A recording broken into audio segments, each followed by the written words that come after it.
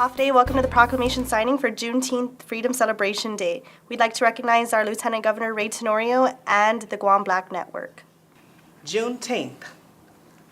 Whereas Juneteenth is the oldest known celebration commemorating the ending of slavery in the United States and has been celebrated by the African American community for over 150 years.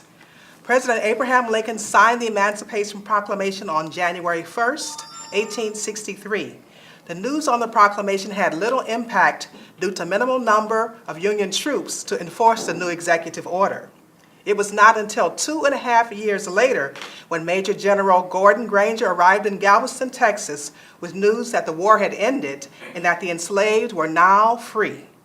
Juneteenth, which abbreviates June and 19th, solidified the emancipation of the enslaved, and it continues on to be a celebration and a time for gathering to remember those who lived to see their freedom. This year's Juneteenth will be the first of Far Island, hosted by the Guam Black Network. The Guam Black Network is an organization dedicated to African American empowerment and to elevate African American presence on the island of Guam. The celebration of Juneteenth brings out the traditional barbecuing that has been passed down through generations.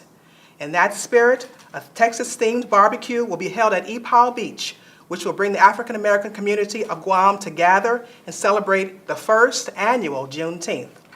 Now therefore, Eddie Bazacalvo and Magalahan Guahan, Governor of Guam, by virtue of the authority vested in him by the Organic Act of Guam, as amended, has proclaimed June 19th, 2017 in recognition of Juneteenth.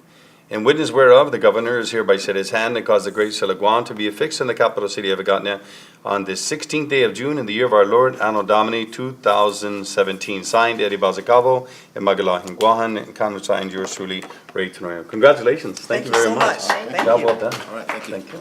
Thank you. Thank you, folks. Congratulations to you all. I'll just kind of close this up and invite you to say anything you'd like. But one of the things that I think about is our history as a country. As I think is probably different in so many respects across the globe from the evolution of humankind. But the thing that I think we could be most proud of is that we've faced all of the demons of our past. We've continued to wrestle with the issue of racism and slavery. We continue to look at diversity as an enriching part of our country, not a debilitating part of it.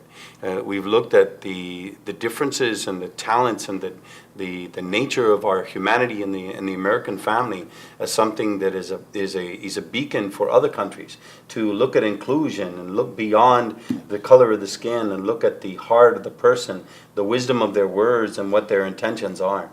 If a person brings love or caring or wants to embrace another and not to look at the past but to look at the future and how we can all learn from the past and make sure that we don't repeat the sins of the past is really the beauty of the wisdom of humankind. And so I want to congratulate you on this excellent first proclamation I've seen on Juneteenth. And I'm proud to say I'm very honored to be the one reading it, and I hope that we continue to do this on an annual basis. Thank you Thank you very much. Thank you very much. Everything. And you're absolutely right. You're absolutely right, sir. Some people ask me, what is Juneteenth? I say, Juneteenth is, look at it this way. It's a time that all Americans were free to pursue that pursuit of happiness in America. And that pretty much wraps it up and everything. Absolutely. And furthermore, all Americans wasn't free on the 4th of July, so that was a more significant point in American history that everybody was free to be whatever they want to be in America through education, entrepreneurship, or whatever their path is. Sure.